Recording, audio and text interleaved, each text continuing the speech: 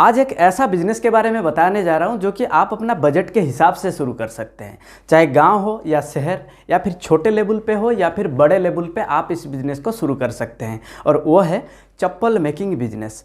आज लगभग सभी लोग चप्पल पहनते हैं, इसीलिए इसका बाज़ार में हमेशा डिमांड बनी रहती है और जैसे जैसे जनसंख्या बढ़ेगी इसका भी डिमांड बढ़ेगी। इसीलिए इस बिज़नेस में मार्केट के अंदर स्कोप बहुत अच्छा है और इस बिज़नेस में सफल होने का चांसेस भी बहुत ज़्यादा है, क्योंकि भारत एक ऐसा देश है जो कि चाइना के बाद पूरे विश्व में दूसरे नंबर पर है, सबसे ज़्यादा चप्पल मैन्युफैक्चरिंग कर रहा है, क्योंकि भारत के अंदर इसका इस्तेमाल भी बहुत ज़्यादा हो रहा है। 90% बनाया हुआ चप्पल जो कि भारत के अंदर लोग खरीद लेते हैं और इसके अलावा भारत जो है बाहर की देशों को भी चप्पल निर्यात कर रहा है, यानी एक्सपोर्ट कर रहा है। तो ऐसे बिजनेस को चालू करने के लिए किन चीज़ों की ज़रूरत होती है? देखिए, सबसे पहले आपको ज़रूरत होगी रॉ मटेरियल्स, आपको इन्वेस्टमेंट की ज़रूरत होगी, लाइसेंस और रजिस्ट्रेशन की ज़रूरत होगी और आपको मशीनरी की ज़रूरत होगी।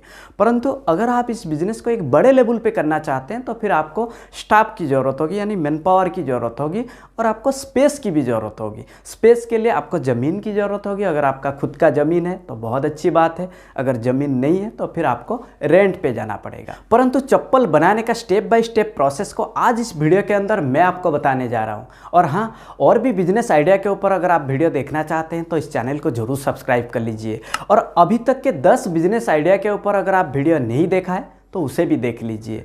परंतु आज इस बिजनेस आइडिया के लिए वीडियो के अंत तक बने रहिए मेरे साथ। नमस्कार, मैं Vijay Kumar, independent business consultant, बड़ा बिजनेस। ये चप्पल बनाने का प्रोसेस क्या है, ये चप्पल कैसे बनता है? देखिए, चप्पल बनाने के लिए सबसे पहले रॉ मटेरियल्स की ज़रूरत होती है, यानी जो रबर की शीट होती है उससे चप्पल काटने वाली मशीन पे लगाना है और रबर को साइज के हिसाब से डाई लगाना है और जैसे साइज की ज़रूरत है ऐसे साइज में काट लेना है। इसके बाद इसके चारों तरफ हिस्से को ग्राइंडिंग मशीन से एक समान कर दिया जाता है। इसके बाद फिर इसको जैसे प्रिंटिंग चाहिए ऐसे प्रिंटिंग कर दिया जाता है और एक बार प्रिंटिंग करने के बाद इसको सूखने के लिए थोड़ा टाइम छोड़ दिया जाता है और जैसे ही ये सूख जाता है फिर इसमें वो स्ट्रैप डालने के लिए जो फीते होते हैं उसको डालने के लिए आवश्यक स्थान पर इसको फिर ड्रिल किया जाता है। इसके बाद स्ट्रैप डालने वाली मशीन की मदद से इसमें स्ट्रैप डाले जाते हैं, यानी वो फीते डाले जाते हैं। इसके बाद चप्पल बनकर रेडी हो जाता है और फाइनली इसको पैकिंग कर दिया जाता है प्लास्टिक बॉक्सेस या फिर कार्डबोर्ड बॉक्सेस के अंदर।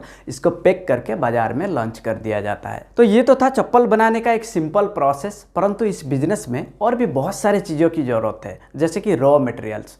रॉ मटेरियल्स में सबसे पहले आपको ज़रूरत होगी रबर शीट, और रबर शीट 300 रुपया से लेकर 450 रुपया तक बाजार में अवेलेबल है, यानी डिपेंड करता है इसके क्वालिटी के ऊपर और आप इसका क्वालिटी के हिसाब से आप खरीद सकते हैं। इसके अलावा आपको ज़रूरत होगी स्ट्रैप शीट। ये जो स्ट्रैप शीट्स है ये भी आप होलसेल या फिर रिटेल में भी खरीद सकते हैं, परंतु ये बाज़ार में ना 4 रुपया से लेकर 8 रुपया पर मीटर अवेलेबल है।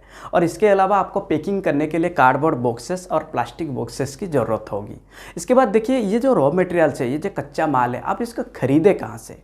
आप ऑनलाइन या फिर ऑफलाइन दोनों मोड से खरीद सकते हैं। अगर आप ऑनलाइन खरीदना चाहते हैं तो फिर आप alibaba.com या फिर इंडिया मार्ट जैसे वेबसाइट में जाके आसानी से इसको ढूंढ सकते हैं।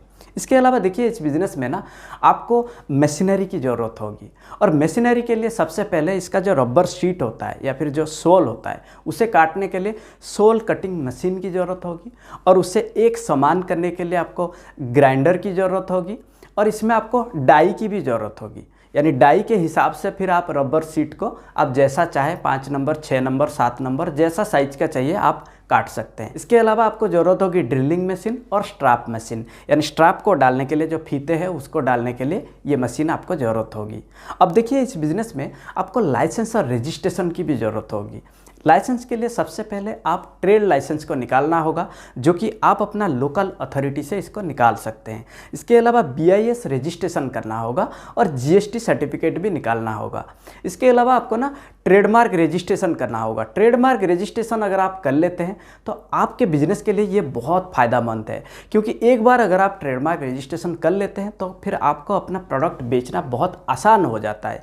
ये आपका एक ब्रांड वैल्यू बढ़ता है और ब्रांड के हिसाब से फिर प्रोडक्ट सेल करना बहुत आसान हो जाता है। अब देखिए, इस बिजनेस का इन्वेस्टमेंट और प्रॉफिट। अगर आप इस बिजनेस को स्मॉल स्केल पे करना चाहते हैं तो कम से कम 1 लाख इन्वेस्टमेंट करके आप इस बिजनेस को अपना घर से भी शुरू कर सकते हैं। अगर आप मिड स्केल पे करना चाहते हैं तो कम से कम 5 से 6 लाख आपको इन्वेस्टमेंट करना होगा। और इसका प्रॉफिट आमतौर पर एक जोड़ी चप्पल को बनाने के लिए 35 से 40 रुपया खर्चा होता है और ये बाज़ार में बिकता है 80 से 100 रुपया के अंदर। यानी अगर आप होलसेल में भी बेचते हैं तो कम से कम आप 70 रुपया में बेच पाएंगे।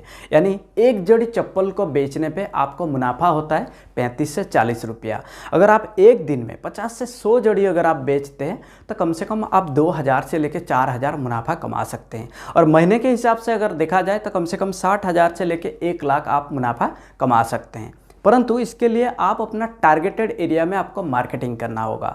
और ये टारगेटेड एरिया कौन सा है? आप अपना local market, super market, mall, shoe store में मार्केटिंग कर सकते हैं। इसके अलावा आप ऑनलाइन पे भी मार्केटिंग कर सकते हैं, यानी डिजिटल मार्केटिंग आप कर सकते हैं। अगर आप ऑफलाइन मार्केटिंग करना चाहते हैं तो आप लोकल न्यूज़पेपर पे ऐड भी दे सकते हैं, फ्लायर्स, होर्डिंग बोर्डिंग भी लगा सकते हैं। तो ये तो था चप्पल मेकिंग बिजनेस। अगर आप इस बिजनेस के बारे में और भी डिटेल में जानना चाहते हैं या फिर और भी बिजनेस के बारे में आप जानना चाहते हैं तो आप मुझे ज़रूर कॉल कर सकते हैं।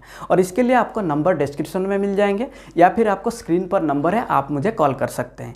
और हाँ, अगर और भी बिजनेस आइडिया के ऊपर अगर आप वीडियो देखना चाहते हैं तो इस चैनल को जरूर सब्सक्राइब करें। और हाँ, अगर आपको ये वीडियो अच्छा लगा लाइक और शेयर करना ना भूलें। तब तक के लिए मैं विजय कुमार आप सभी लोगों को हृदय की गहराइयों से बहुत बहुत धन्यवाद।